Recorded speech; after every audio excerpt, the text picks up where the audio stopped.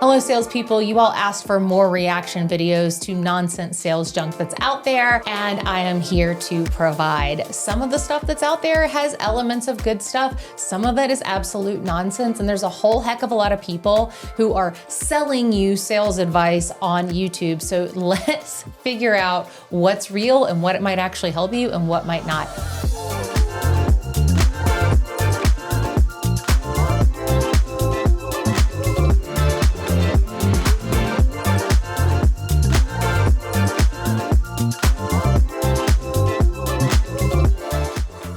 I am going to play this clip that was sent to me by Amanda. Thank you, Amanda. I have not watched it yet, but it has 64,000 views at this moment in time, was released last month, and it's called 3 Phrases That Ruin Your Sales. Stop saying them. Let's see what they've got to say about this. It's by somebody named Jeremy Miner. Let's take these phrases one at a time. The very first one is just to be honest with you. Let's hear what Jeremy says about why he doesn't want salespeople to use this phrasing. Now, we might not think this is anything wrong. We just kind of say it, but subconsciously, what does it imply? That you're not always honest. Because if you're saying, well, hey, honestly, I would do this. So it implies that you're not what?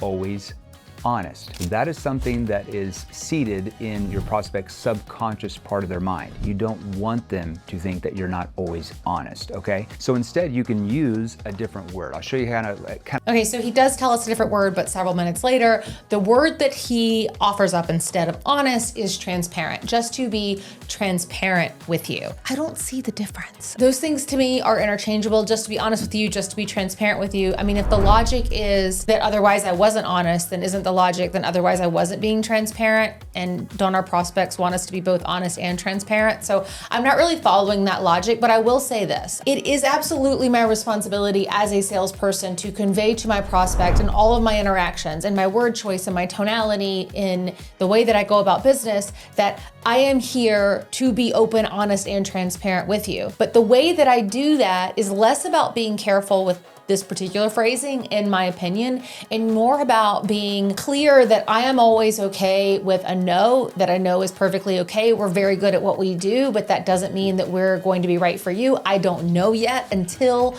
we get into this conversation. I know what's going on with you by sharing with them things that might not appear to be in my best interest as a salesperson. So when I say, we're not the low cost provider in our space, and that works for some people, it doesn't work for others. I don't know how you tend to buy and what's important to you. When I say things that are transparent and honest, I am communicating that I am those things. So I agree with him that we want to create an environment where prospects understand that we are transparent and honest. I don't know that paying attention to this exact semantic, I think it's really not that big of a deal. Let's look at number 2. Number 2 is being predictable with our reach outs. Things like this. Words that most prospects are used to. Salespeople that say, hey, just following up, just checking in, or just circling back. Now, think about every time you got an email from somebody that tried to sell you something, or a text message from somebody trying to say something. They said, hey, John, I'm just checking in. Or, hey, John, I'm just circling back. Yeah, okay, totally agree. That is super problematic. You should not be sending messages just checking in ever again. But the reason is twofold. One is what he goes on to talk about, which is that is a predictable pattern for salespeople, that's what we do. And so prospects start to really not pay attention to it. And if we look, smell, sound, feel like every other salesperson who they've ever interacted with, then they are going to treat us as such. So he goes into that about breaking the pattern. We call it a pattern interrupt. Yes, totally agree. The other reason that just checking in and just following up is problematic that he doesn't go into is that it signals to my buyer that I am viewing myself as a pest in this interaction. I'm just checking up.